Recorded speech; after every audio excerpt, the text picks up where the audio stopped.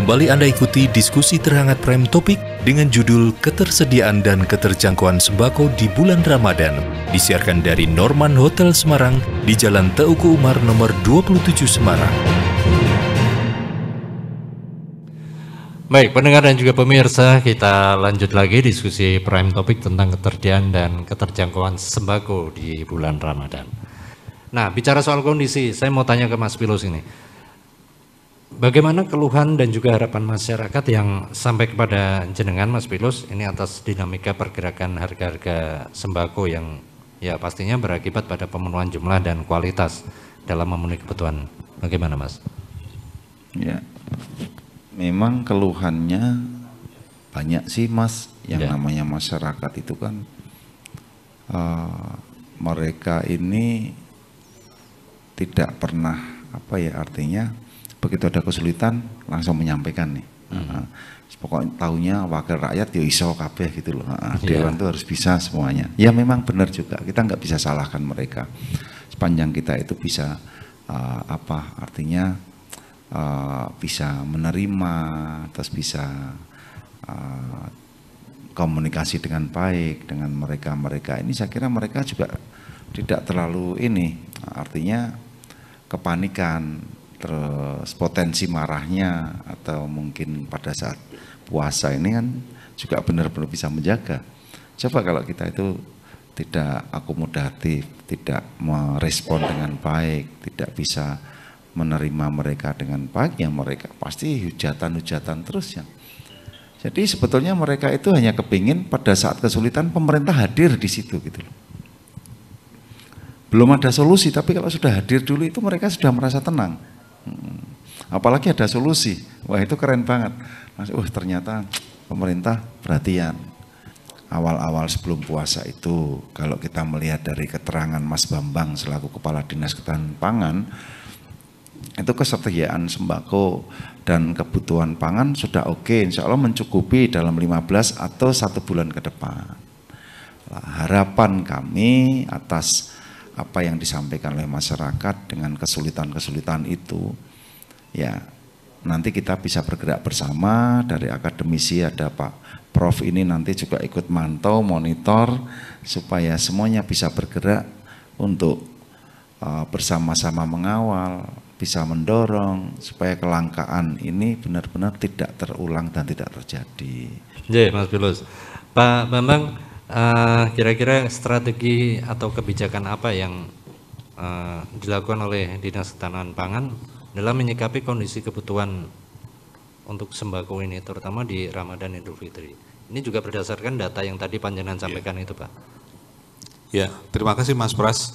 Jadi kami memang punya data, ya semacam big data dalam tanda petik gitu ya. Kami baru buat sistem informasi ini Mas, tapi kami punya data-data yang lama. Memang setiap kali Ramadan dan Idul Fitri itu ada kenaikan kebutuhan. Ya, saya contohkan beras ya. Di bulan Ramadan ini ada kenaikan 16%. Kalau di Idul Fitri naik lagi 32% itu. Yang tertinggi ini bawang merah, bawang putih ya. Di Idul Fitri naiknya sampai 154% ya kebutuhannya. Itu kemudian daging ya, daging ini di Idul Fitri dari kebutuhan normal naiknya 338% 3 kali. Jadi memang masyarakat selama ini tingkat konsumtifnya tinggi kalau pada bulan Ramadan apalagi Idul Fitri. Ya karena memang sudah jadi tradisi begitu ya. Nah inilah yang menjadi salah satu faktor harga menjadi naik. Ya, harga menjadi naik karena yaitu hukum ekonomi, supply demand itu. Ketika ada banyak permintaan pasti harganya tinggi. Nah, kami itu sebenarnya ada 4 pilar Mas Pras. Ya, salah satunya adalah pilar diversifikasi pangan atau penganekaragaman pangan begitu. Kami ini melakukan kegiatan-kegiatan sosialisasi ke masyarakat. Jadi masyarakat itu tidak selamanya harus menggantungkan pasokan pangan dari pemerintah itu. Mereka bisa mengelola lahannya sendiri. Kita kan ada kegiatan pekarangan pangan lestari itu ya. Kalau di Dinas Pertanian ada urban farming. Hanya bedanya kalau kami P2L itu arahnya lebih ke ketahanan pangan.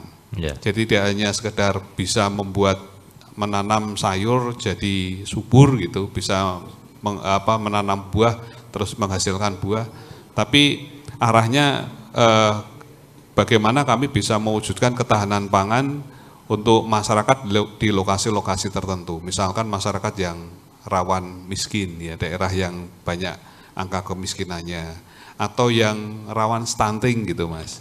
Jadi kami ada kegiatan melatih masyarakat-masyarakat di lokasi itu. Ya karena masyarakat seperti ini kan rentan terhadap akses pangan nanti yang disampaikan Pak Prof tadi. Nah, gitu Mas. Iya, itu menarik Pak Bambang. Cuma kalau di Kota Semarang ini kan biasanya keterbatasan lahan ini yang menjadi masalah. Ada program urban farming kalau di Dinas Pertanian, kalau di kami itu ada P2L. Nah, itu bagaimana kita memanfaatkan lahan walaupun terbatas ya untuk kebutuhan ekonomi keluarga. Nah, kalau lahan itu kan tidak harus berbicara di tingkat keluarga, Mas. Ya. Ada lokasi-lokasi tertentu mungkin skup RT gitu atau RW, ada lahan kosong berapa meter persegi itu bisa dikelola bareng-bareng gitu. Ditanami sayur, tanami buah, dibuat kolam lele, kolam mujair, nila gitu. Nah, kemudian dimanfaatkan bareng-bareng. Kami sedang fokus untuk daerah-daerah prioritas yang tadi kami sampaikan yang rentan miskin, ya kemudian yang rentan stunting gitu, supaya mereka juga tidak kekurangan gizi gitu. Yeah. Fenomena minyak goreng ini juga akhirnya memberikan referensi buat kami loh Mas. Selama ini kami hanya melatih nanam sayur, nanam buah. Oh ke depan berarti kami perlu melatih ibu-ibu untuk bikin minyak goreng sendiri. Gitu. Oh, betul. Jadi tidak hanya mengandalkan minyak goreng dari kelapa sawit. Ya. Prof. Suharnomo, kira-kira dampaknya gimana ini untuk perekonomian ya Prof, kalau daya beli masyarakat ini tidak tertopang, terus apakah ini bisa menjadi bumerang juga bagi masyarakat? Ya, saya rasa dari tahun ke tahun sebenarnya Ramadan ini adalah pen-trigger ekonomi terbaik loh. Pak Kadarusman ya, Pak Bambang ya. Kalau dulu mudah-mudahan kan mudik sudah boleh, mudik sudah boleh artinya duit-duit dari Jakarta yang berputar lebih dari 80% bisa ke daerah-daerah. 2 tahun kita udah nggak mudik berarti tidak ada duit dari pusat ke daerah. Ya. Itu penting banget. Gitu ya? Terus yang kedua tadi, kenapa ya Ramadan kok cenderung konsumtif? Loh itu juga malah bagus untuk bangsa ini gitu. Karena hampir semuanya kalau kebutuhan itu tidak meningkat, ekonomi kita lagi nggak bagus loh. Dan kita tahu hampir semua statistik mengatakan yang men-trigger untuk pertumbuhan ekonomi di kita itu masih konsumsi. Nah kalau konsumsinya lesu dan lain sebagainya, memang kita ekonomi akan parah banget. Kita tahun 2020 kita masih minus waktu itu kan, kemudian minus terus sampai 2021 kuartal 1 awal minus, baru naik dan sekarang mulai naik. Nah problemnya saya lihat perkembangan indeks ekspektasi konsumen di Januari 2022, Februari 2022, Maret cenderung turun terus Pak. Ini yang problem karena apa? Meskipun masih optimistik, potensinya itu cenderung masyarakat melihat masa depan ini kurang bagus itu. Dari sisi apa? Ekspektasi penghasilan, ekspektasi ketersediaan lapangan kerja, dan ekspektasi kegiatan usaha. Saya rasa kalau 3 ini dipersepsikan oleh masyarakat kita turun, gloomy, ya ekonomi lama-lama tidak bergerak. Kalau tidak bergerak malah tambah parah lagi. Artinya apa? Ini problemnya bukan demand and supply tadi. Kalau ini kebutuhan tinggi, emang bagus untuk bangsa ini gitu. Tetapi problemnya adalah penghasilan mereka diekspektasikan oleh sebagian masyarakat, mereka tidak naik. Potensinya adalah mungkin THR nggak ada dan lain sebagainya. Itu yang makin lama jadi lingkaran setan. Kenaikan harga kalau dibarengi dengan penghasilan yang cukup dan ekonomi yang tumbuh, saya rasa bukan sebuah problem besar. Tetapi problemnya adalah ekonomi tidak terlalu tumbuh, masyarakat terlalu pesimis, karena banyaknya kenaikan ya, misalnya PPN ini dan lain sebagainya, di saat mereka kebutuhan juga sebenarnya besar. Iya.